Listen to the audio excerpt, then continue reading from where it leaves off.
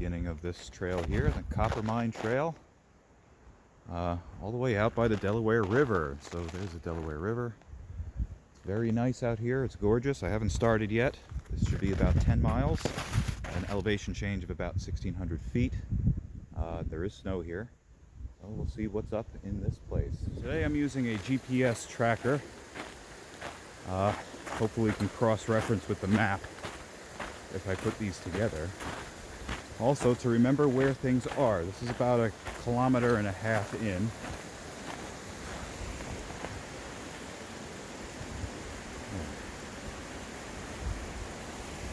There's a really cool spot here. Not a bad spot to rest for a minute. We'll take frequent breaks today. It's fair. Not too bad. Very pleasant. At the top of some kind of range, because the wind is very strong here. It's not really blocked by anything, so I must be at the top of something. It's very comfy. Once you get up in elevation, everything is really kind of flat. I might be speaking too soon. Oh yeah, it kind of goes down here. It's a nice spot. It's kind of in the middle of things. Good thing I wore this hat today. One should be careful out here. I've only heard 2 gunshots so far, but there might be people out there hunting deer. And of course I can't see them, but I hope they see me with my hat and know that I'm not a deer. Quick view from the start of the Appalachian part of the trail. See the skyline through those trees there. I'm sure we'll get a better look closer to the top, so let's keep on going. It's a woodpecker. I feel very high up.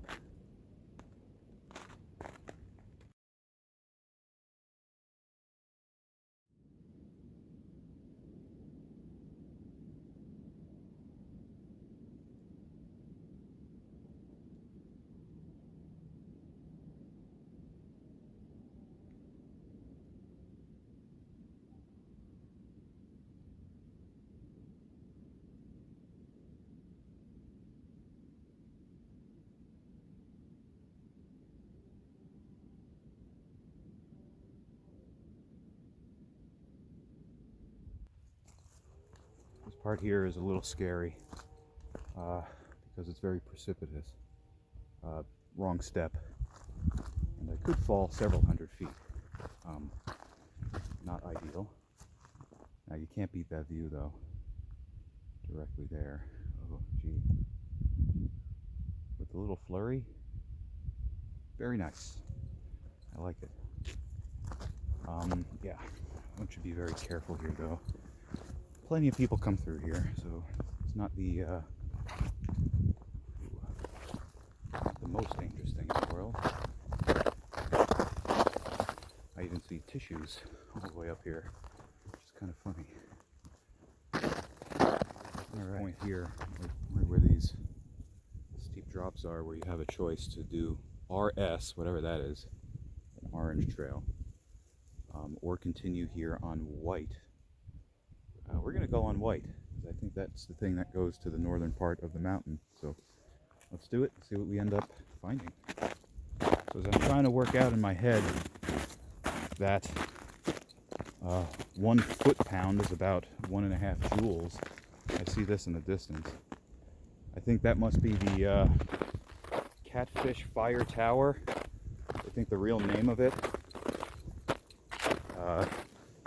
Catfish Fire Tower. Yeah, that rings a bell. I've read it maybe once or twice before I came out here. I was hoping to just discover it and chill out with it, you know, and enjoy it. Oh, it's just a few feet away, so let's see what it's like coming up on this thing. I think the summit is this point here, and you can look out and see everything. So we're going to attempt to climb it if we can get in. It's going to be fun. Yeah, there it is. It's got stairs too. How cool is that? So I'm in the tower.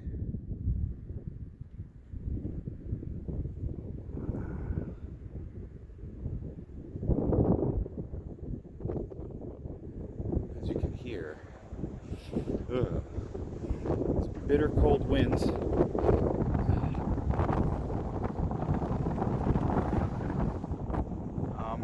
Not only make it a little scary, yes, but my hands are frozen already. So maybe we'll come back one day and observe what's at the very tippy top. I'll tell you what, today's not that day. Let's get a panorama of where we're at.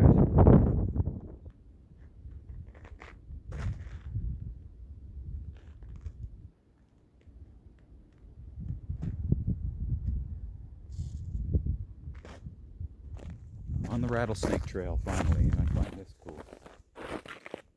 Probably because it's been so long since I've seen any vegetation, but of course these hydrangea-looking things can survive in temperatures this low.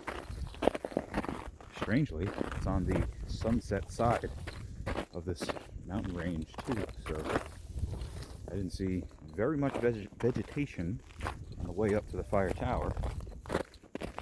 Yet here it all is on the other side. And of course evergreens and hemlock trees and whatnot, they're all going to be here.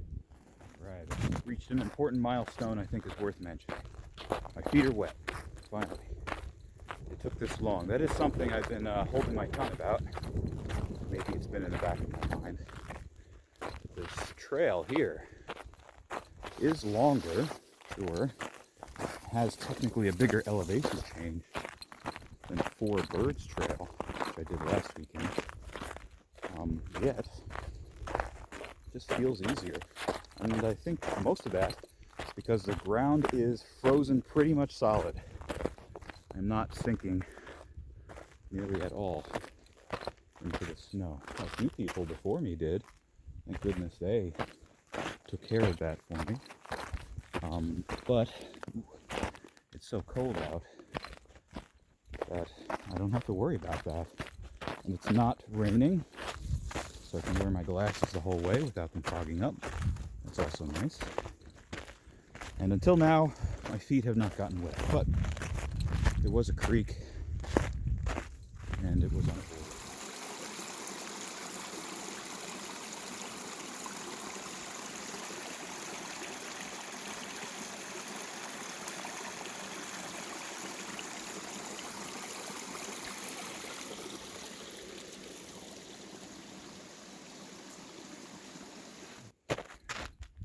Camp Mohican. You can see bunk beds through this building, which I am pretty positive is empty.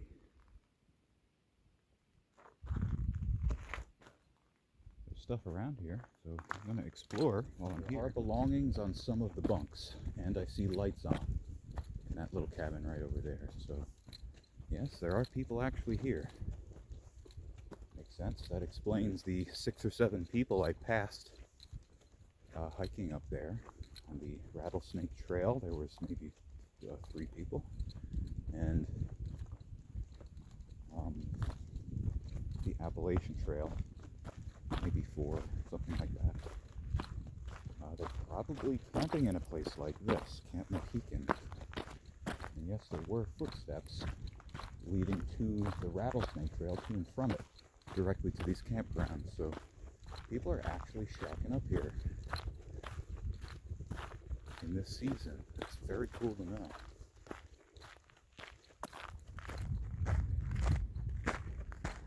In not too long, I will be back at the Delaware River. See the sights there. That'll be really nice before we head on home. Only about 40 minutes away or so from where I started. Great hike, I'll say that. I'm back on the Coppermine Trail. This one's a lot more snowy, of course, but we saw some really cool things today. Definitely recommend it. And of course, when it's not winter, it will be different, so that might be something to see. Camp Mohican, that's something to look up and figure out later.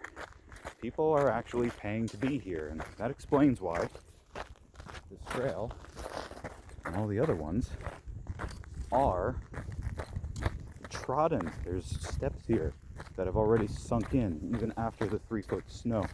People are booking weekends here, and they are taking full advantage of every trail. So whereas a place like Four Birds Trail, which is close to residential neighborhoods and is like a park that is easy to access and things like that, here is a destination. So people are trying to get their money's worth.